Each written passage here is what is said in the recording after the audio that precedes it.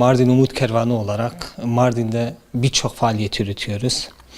Yardım konusunda bu Mardin bazında Mardin, Yeşilli, Ortaköy ve Kabal olmak üzere bu tür yerlerde yardım faaliyetlerimizi yürütüyoruz. 1833 aileye yardımda bulunmuşuz.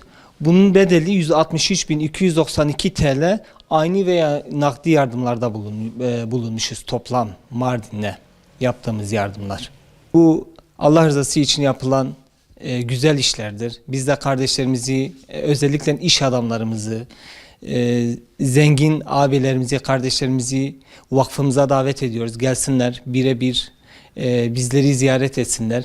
Biz de burada bir köprüyüz.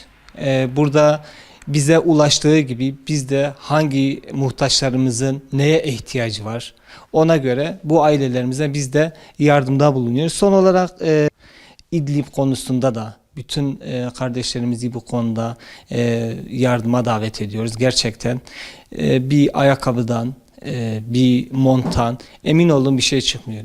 İnsanın rızası, Allah-u Teala rızası olduktan sonra bir mont verir, inan yerine 10 tane mont gelir. Bunda kardeşlerimiz kuşku duymasınlar. Hiçbir şüpheleri olmasın. Mutlak surette ne verirlerse, gıda olur, yardım olur, giyim olur ve bu en güzel şekilde, en iyi şekilde bu İdlib'deki kardeşlerimize de mutlak surette ulaşılacaktır.